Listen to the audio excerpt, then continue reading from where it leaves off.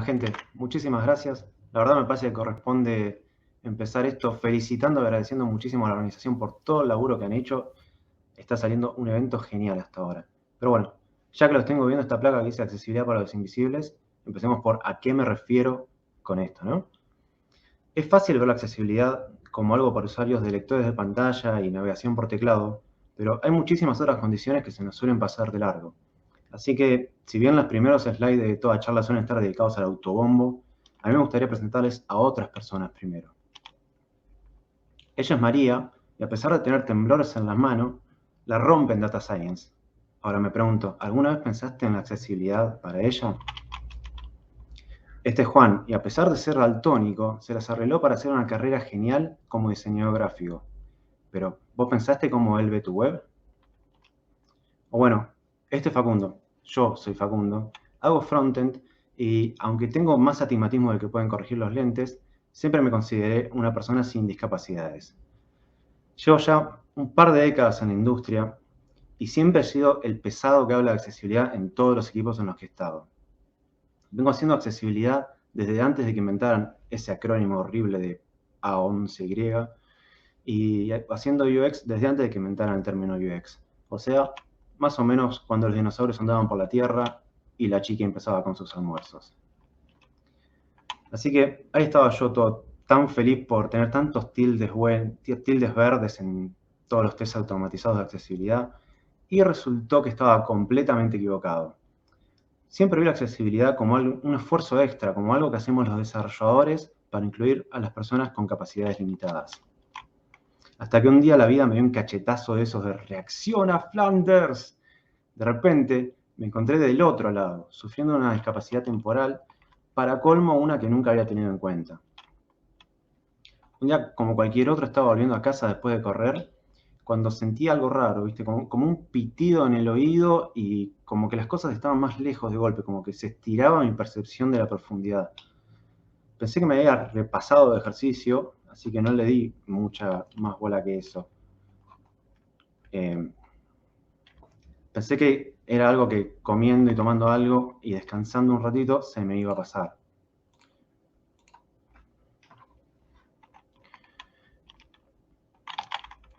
Así que, al contrario, me acosté un cachito y me di cuenta que no solo no se me pasaba, sino todo lo contrario. Empecé a sentir que todo daba vueltas alrededor mío. Así que me fui a la clínica a ver que no fuera nada serio y después de unos estudios para ver que no fuera nada muy serio, una resonancia, análisis y todas esas cosas, me dieron diagnóstico de vértigo por laberintitis. El vértigo, además de un temazo de YouTube, es una sensación de mareo que puede tener muchas causas, generalmente una infección viral o un cristal de calcio chiquitito flotando en el oído interno, que básicamente es el acelerómetro de nuestro cuerpo. Cualquier problema ahí termina mandando señales confusas al cerebro sobre nuestra posición, lo cual genera fuertes náuseas, mareo, dolores de cabeza, todo eso. Imaginen esa sensación cuando recién se bajan de una montaña rusa. Bueno, algo así, pero todo el día. Yo pensé que era algo poco común, pero resulta que aproximadamente el 40% de las personas lo tienen alguna vez en la vida y suele durar 2 o 3 semanas. Pero hay muchas personas que viven siempre con esto o con otros problemas crónicos similares que se agrupan bajo el término de desórdenes vestibulares. Y cuando digo muchas, son muchas personas. Casi el 5% de los adultos tienen problemas crónicos de equilibrio o de mareo. En fin, ya con la tranquilidad de que neurológicamente estaba todo bien, y después de un par de tratamientos que no resultaron, me prescribieron sinaricina, que por ponerlo en términos simples, lo que hace es desconectar el acelerómetro que funciona mal, evitando que envíe señales confusas al cerebro. La verdad que funcionó joya. Después de 10 días de apenas poder levantarme de la cama, con esto empecé a tener algo más parecido a una vida normal. Todavía estaba todo el tiempo mareado y con algunos picos de mareo fuerte cada tanto, pero era mucho más llevadero que antes. Así que ahí nomás prendí la compu y me fui derecho a ver si podía codear algo. Pero no, ni a gancho. El trabajo claramente iba a tener que esperar, pero decidí experimentar un poquito en accesibilidad para desórdenes vestibulares. Lo primero que me llamó la atención fue que le pifiaba a los botones y a los vínculos todo el tiempo. Soy de la generación que creció con un mouse abajo de la mano, así que para mí el puntero es básicamente una extensión de la mente. Pero resulta que la sinaricina, si bien me ayudaba muchísimo, tiene el efecto secundario de impactar negativamente en la motricidad fina. El papelito dice bien claro que se recomienda no manejar ni operar maquinaria pesada mientras estás en tratamiento, a lo que yo agregaría, traten de no usar la compu porque no van a poder. Cada vez que quería cliquear algo, o me pasaba de largo, o cliqueaba antes de llegar, o tenía que cliquear 10 veces hasta dar en el lugar correcto. Las guías de accesibilidad recomiendan tamaños de objetivos grandes, pero yo siempre pensé que era una cuestión para tablets y celus, o sea, para dispositivos touch, para poder usarlo con estos dedazos que no tienen la precisión de un puntero o un mouse. Si bien obviamente tenemos que tener objetivos grandes en dispositivos touch, también es importante hacerlo para la interfaz de desktop, de escritorio. Así lo pueden usar personas con problemas de temblores en la mano, como María que hablamos al principio, o gente con problemas de motricidad fina, o bueno, los facundos bajo efectos de la cinaricina. En fin, aunque ya estaba disfrutando un poco del alivio que me daba el tratamiento, todavía me era muy difícil leer. Como sentía que me estaba cayendo todo el tiempo hacia la izquierda, me ponía a leer con la cabeza inclinada, todo el tiempo de costado como para compensar. Y ahí me di cuenta que sentía algo parecido a los usuarios con casos no muy severos de dislexia. Cada vez que iba a una web que no estaba súper pulida en cuanto a los tamaños y los estilos de la fuente, terminaba leyendo la misma línea una y otra vez. Esto demuestra que la accesibilidad es interseccional, que cuando mejoramos las cosas para un desorden en particular, generalmente sus beneficios alcanzan a todos los usuarios. Yo solía creer que las recomendaciones de texto eran principalmente para los chicatos como yo, pero resulta que es súper crítico para los que tienen dislexia, vértigo o incluso algunas personas con ciertas diferencias cognitivas. Y a fin de cuentas, mejorar la legibilidad beneficia absolutamente a todos los usuarios. Así que quiero tomarme un minuto para que veamos cómo hacer que los textos sean más accesibles. Lo primero a tener en cuenta es siempre que el ancho del párrafo no debe superar los 70 caracteres, y idealmente tiene que estar entre 50 y 70, si no, a cualquiera se le complica seguir dónde empieza y dónde termina una línea. El interlineado tiene que ser al menos 1,5 veces el tamaño de la fuente, o sea, lo que en CSS sería line height 1.5. Igual de importante es que la separación entre párrafos sea al menos 2 veces el tamaño de la fuente, que haya espacio para distinguir fácilmente dónde empieza y dónde termina cada uno. Lo siguiente es la separación entre letras, que según las guías debe ser al menos 0,12 veces el tamaño de la fuente. Esto en CSS se hace con letter spacing y alguna unidad relativa, como EM. Después, hay que mantener un font weight, que es el peso o el grosor de la fuente, que sea coherente para la fuente en particular que estamos usando. Y digo esto porque acá no hay un número mágico como en los otros tips. Hay fuentes que tienen trazos mucho más livianos que otras, así que si vamos a usar una fuente flaquita, tenemos que tratar de mejorar el contraste y el tamaño de forma acorde, incluso más de lo que nos exigiría un test automatizado de accesibilidad. Por último, hay que tratar de elegir fuentes que sean fáciles de leer. Y acá quiero pausar un segundito porque si bien es algo que se ha estudiado mucho, los resultados de los estudios suelen ser contradictorios. Incluso hay algunos esfuerzos por crear fuentes para dislexia, que se suelen ver en los software de accesibilidad que están tan de moda, o incluso en páginas que las implementan con la mejor de las intenciones. Pero si bien tienen ciertos criterios en los que se basan, la realidad es que nunca demostraron que fueran realmente más efectivas para personas con dislexia. A fin de cuentas, las mejores fuentes para todos son aquellas que los usuarios ya vieron muchas veces, con las que les resulten familiares. Así que si quieren usar alguna fuente rara o particular, traten de limitarlo solamente a los títulos o a cosas bien grandes. Los párrafos, mejor usarlos con fuentes comunes. Otra cuestión en la que mi experiencia con el vértigo se asemeja a la de los usuarios con dislexia o con desórdenes de atención es lo difícil que me resultaba mantener mi concentración en un solo lugar. En ese sentido, las animaciones son problemáticas y el parallax es maldad pura. Las animaciones suelen causar náuseas, mareos y dolores de cabeza en algunos usuarios particularmente sensibles a esto, así que es importante usarlas responsablemente. En mi caso en particular, la mayoría de las animaciones no me resultaban tan terribles, pero el parallax, o sea, ese efecto de cuando scrolleas que las cosas pasan a diferentes velocidades, eso era terrible para mí. No me alcanzan las palabras para expresar lo horrible que me hacía sentir cada vez que me encontraba una página con parallax o incluso los fondos fijos del tipo Background Attachment Fixed. La verdad es que preferiría subirme a una de esas centrífugas de 20G con la que entran los astronautas que ver una web con parallax. Creo que alcanza con decir que tenía un balde al lado de la compu reservado para esos casos y que después me quedaba tirado en la cama durante horas y no había medicación que me pudiera sacar de eso. Pero bueno, volviendo a las animaciones comunes, aunque estas no me causaban tal reacción, tenían otro problema. Con la tremenda concentración que me exigía leer, cualquier cosa que se moviera en la pantalla era suficiente para distraerme, obligándome a empezar el párrafo de nuevo. Me pasaba todo el tiempo que el típico colapso de la barra de navegación al scrollear era suficiente para hacerme perder noción de dónde estaba. Los carruseles con autoplay me resultaban tan molestos que los borraba con las DevTools inmediatamente. Y ni hablar, si entraba alguna web que tuviera videos de fondo, ahí directamente la cerraba corriendo y listo. Con el paso del tiempo empecé a usar un poco la selección del mouse para tener siempre un recuento de dónde iba, cosa de que si me perdía podía volver exactamente hasta ahí, o sea, podía saber hasta dónde había leído y volver a ese punto. Aunque claro, no podemos pretender que el usuario sepa cómo usar las DevTools o obligarlos a adaptarse a ellos. Somos nosotros los que tenemos que adaptar las webs para que ellos la puedan usar mejor.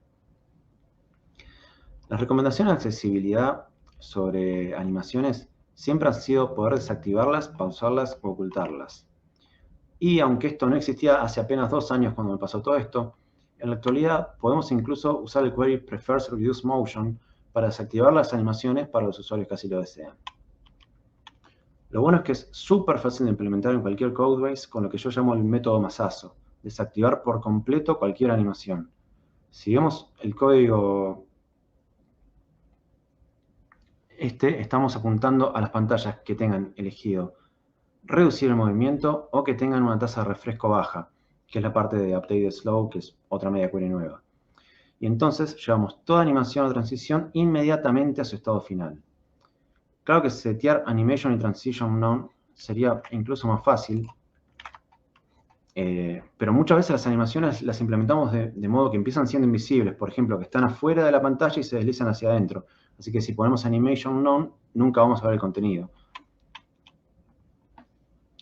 Tengan en cuenta que el código que vimos recién desactiva por completo todas las animaciones de todos los elementos, por lo que el query es, en realidad, el query es prefers reduce motion, o sea, prefiere movimiento reducido. Algunas animaciones son críticas para brindar una buena experiencia del usuario. Por ejemplo, está bueno apagar, desactivar los movimientos rápidos y de cosas grandes, que son lo que suele generar problemas, pero a la vez es crítico brindar cierto feedback cuando un usuario aprieta un botón, que se note que lo apretó, ¿sí? Por eso, ahora que tenemos el selector not complejo, podemos exceptuar botones y links de la desactivación masiva, que es la línea que ven en amarillo en el código este. En un mundo ideal, lo mejor sería considerar caso por caso e implementar el query donde sea necesario. Incluso diría comenzar desde el caso sin animación y solo aplicarla como una mejora progresiva para los que eligen no desactivar animaciones. O sea, prefers reduce motion, no preference. Pero bueno, el método masazo mejorado que vimos recién es súper sencillo y algo que pueden aplicar en minutos a cualquier proyecto. Con cierto cuidado, más vale. En fin, después de una semana de estar luchando para que las webs me dieran una experiencia más estática, me acordé de otro feature que terminó siendo mi mejor aliado mientras duró el vértigo, el modo de lectura. Algunos navegadores incluyen un modo de lectura que aísla el contenido de todas las cuestiones estéticas y de cualquier distracción, brindando un layout optimizado para lectura. Esto resulta súper útil para cualquier usuario con problemas, desde cuestiones de visión a dislexia o vértigo. En Firefox, por ejemplo, se activa con ese botoncito. El tema es que aparezca ese botoncito depende de si usamos HTML semántico o no. Y la verdad, me encantaría no tener que decir esto en 2021, pero por favor usen HTML semántico. Esto es crítico no solo para poder acceder al modo lectura, sino también para los usuarios de lectores de pantalla y de navegación por teclado. Como vengo diciendo, la accesibilidad es interseccional. El modo de lectura terminó siendo súper útil mientras duró mi vértigo, pero al final había otro detalle que terminó siendo igual de importante, los esquemas de colores oscuros. Resulta que ya por la cuarta semana me empecé a sentir casi bien, así que de nuevo abrí el VS Code a ver si podía ponerme a trabajar. Claramente no, pero al menos me sirvió para darme cuenta que los esquemas oscuros, o sea, texto claro sobre fondo oscuro, me resultaba mucho más fácil de leer. Y esto es raro porque en realidad toda la vida me gustó leer con fondo claro y codear con fondo oscuro. Lo que no sabía en ese momento es que también estaba sufriendo de fotofobia, o sea, sensibilidad a la luz, y eso contribuía a mi dificultad para leer. Hasta donde sé, la fotofobia no es un síntoma típico de desórdenes vestibulares, pero hay muchísimas otras condiciones que pueden generarla, así que está bueno tenerla en cuenta también para la accesibilidad de nuestros proyectos. El año pasado CSS implementó también una media query para cambiar los esquemas de colores basados en la preferencia del usuario y es súper fácil de usar. Por ejemplo, si tenemos los colores de nuestro theme como variable CSS, basta cambiarlos en un query que chequee si prefers color scheme está seteado en dark. El código que ven en pantalla ahora define una variable de color de fondo en blanco y el texto en negro y los invierte en caso de que prefer color scheme esté seteado a dark, o sea, si el usuario tiene preferencia por fondos oscuros. Aunque hay que tener cuidado con esto porque el query en realidad reacciona a cómo esté configurado el sistema operativo. Y hay gente que prefiere esquemas oscuros en el sistema operativo y esquemas claros para leer en la web. Así que siempre que implementen este tipo de queries, traten de poner la opción de cambiarlo de uno a otro fácilmente. Esto también le sirve a cualquier otro usuario, incluso si no tiene fotofobia. Hay gente que, por ejemplo, le gusta leer con fondo claro de día y con fondo oscuro de noche. Cuestión que después de un mes y algo, mi vértigo desapareció por completo y pude volver a trabajar sin necesitar más tratamiento ni nada por el estilo. Y la verdad es que debería permanecer así porque para la gran mayoría de la gente es algo que pasa una sola vez en la vida. Pero la experiencia cambió mi forma de pensar por completo. Como les conté al principio, siempre fui de preocuparme por la accesibilidad, pero terminé aprendiendo por las malas que hay muchas condiciones invisibles que se nos suelen pasar de largo. Desórdenes vestibulares, dislexia, daltonismo, entre otras. La verdad es que nunca las había tenido en cuenta más que para algún detalle para pasar algún test automatizado de accesibilidad, por lo que estaba dejando afuera muchísima gente. Después de mi experiencia con Vertigo, me bloqueé a un método Accessibility First, o sea, la accesibilidad primero. Ahora me pregunto, ¿estoy dejando a alguien afuera con esta decisión antes de teclear una sola línea de código? Asegurarnos que nuestros proyectos sean accesibles para personas con discapacidades también mejora la experiencia para todos nuestros usuarios. Piensen, por ejemplo, cómo mejorar los estilos de las fuentes para los usuarios con dislexia, vértigo o problemas visuales, a la vez mejora la legibilidad para todos los usuarios. O cómo tener la oportunidad de elegir reducir las animaciones o elegir el esquema de color puede ser crítico para gente con problemas de atención o con fotofobia respectivamente, pero también es una opción copada para tener para todos los usuarios. Y esta forma de ver las cosas terminó mejorando un montón mi workflow. La verdad es que tener en cuenta las cuestiones de accesibilidad desde el arranque puede ser un poco más lento al principio, pero termina siendo 1000 millones de veces más fácil que hacer las cosas así nomás y tratar de arreglar la accesibilidad después. Así que eso. Espero que la experiencia que pasé y estos tips técnicos que les compartí les sirvan a ustedes también. Pero si se van a quedar con una sola cosa de esta charla, me gustaría que sea esto. La accesibilidad no es algo que hacemos nosotros para ellos, porque no hay un nosotros y un ellos. Todos somos parte de nosotros. Gracias.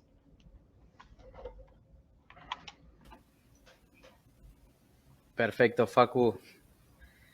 Agradecerte un montón por la charla y te dejamos los aplausitos, al menos los míos y de la ¿Me gente puedo ahí en el chat. autoaplaudir? Ahí está. Sí, obviamente, todos nos podemos autoaplaudir porque, en fin, es el trabajo uno, ¿no? Así que desde ya muchísimas gracias. Y ahí la gente estuvo comentando, estuvo moviéndose un poco, comentaban que había funciones que no se conocían.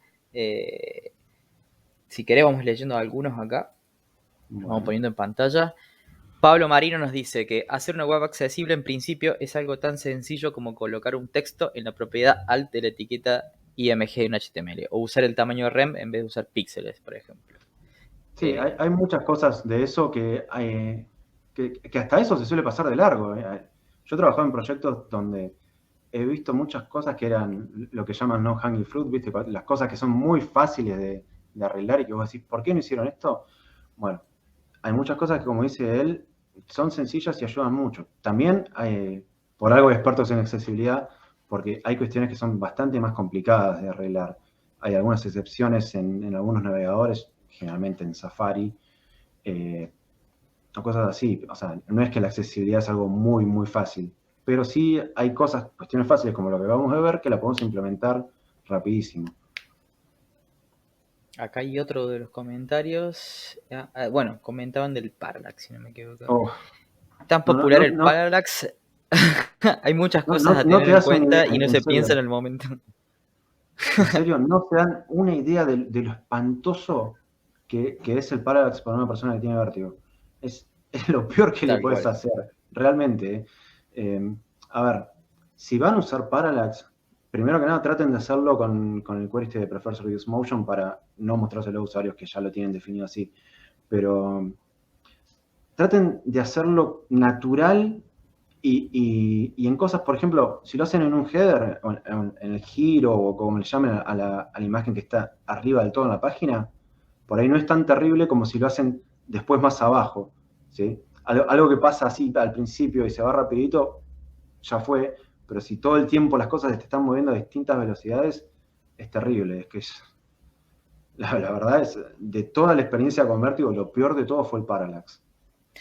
Sí, y vos sabés que es una tendencia a querer, bueno, por ahí quizás, al menos a mí me ha tocado vivir este caso, el hecho de tener que ir desarrollando todo tan rápido, porque así te lo exigen los tiempos, porque así te lo exigen Sí, los sí, normal. clientes, o porque así te lo exige quien sea, terminas haciendo quizás las cosas bien a nivel técnico, pero te olvidas de tantas cosas, digamos, que vienen de la mano de la accesibilidad, que como decían los chicos ahí en el chat, simple, son o usar las etiquetas correctas, o usar atributos extras que no te demoran ni 10 segundos agregarlos, que de hecho muchos de los snippets hoy en día te lo sugieren, digamos, para que ya los vayas agregando así, Sí, digamos.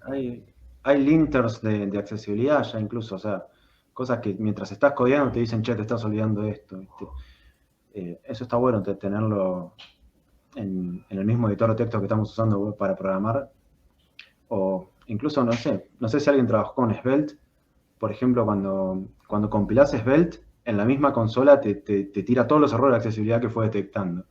Igual Sí. los podés ignorar, podés, pero bueno, te botonea por lo menos.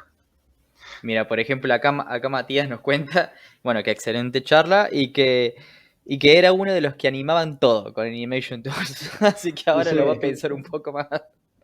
todos tuvimos un momento de eso, ¿no? O sea, era una forma de demostrar que sabemos lo que hacemos, porque animar las cosas en CSS, en CSS nunca fue algo fácil tampoco, así que eh, era como algo de lo que sentirnos orgullosos también. Hay un poco del orgullo del desarrollador, pero también hay que bajarse un poco del caballo y tener en cuenta a la gente a la que le estamos haciendo mal. Tal cual es así. Así que vamos a ver si tiene algún comentario más la gente acá. Bueno, como te digo, o sea, estas charlas lo que hacen sobre todo es más que todo es generar el debate, es generar esa duda de que uno realmente no estaba haciendo las cosas tan bien como uno pensaba. A ver qué es lo que nos dicen acá.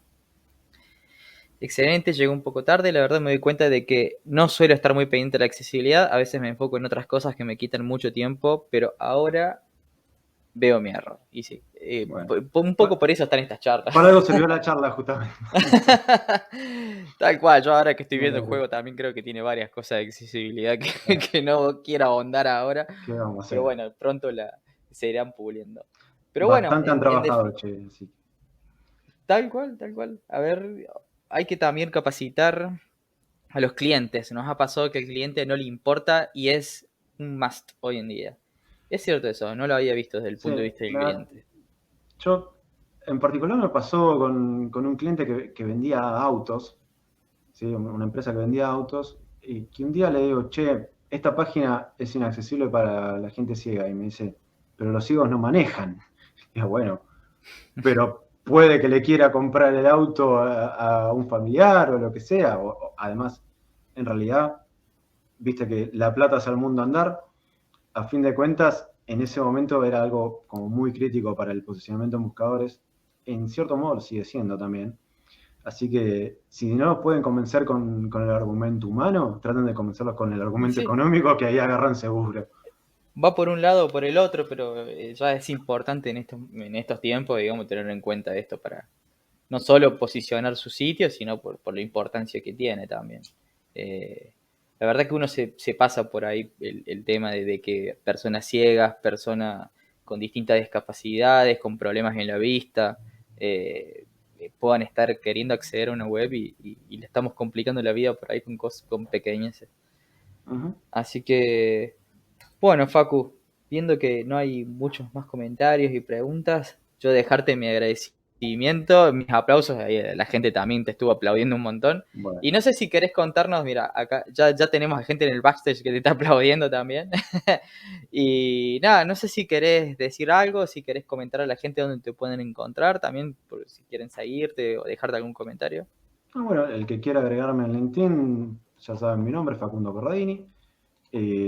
Mi Twitter, que suelo postear muchos artículos ahí, que en realidad escribo más que nada con guest blogs, o sea, escribo un montón de blogs distintos, pero lo concentro todo en mi Twitter, así que el que quiera enterarse un poco de accesibilidad, CSS y JavaScript, puede seguirme en mi Twitter, que es @fcorradini. Así que bueno, ahí lo tienen y de paso sepan que ahí en el sitio web, como habíamos comentado al principio, van a encontrar tanto de Facu como el resto de las speakers todos los enlaces, redes sociales, sitios web, lo que hayan colocado para que puedan ir y visitar y también, bueno, estar al tanto de sus trabajos. Así que bueno, Facu, encantado de Ok. verte y Un esperamos gusto estar acá. poder contar con vos en alguna otra edición o en alguna otra charla. Bueno, nos vemos, che. Chau, chau. Nos vemos y nosotros nos vamos a un pequeño bloque y ya volvemos.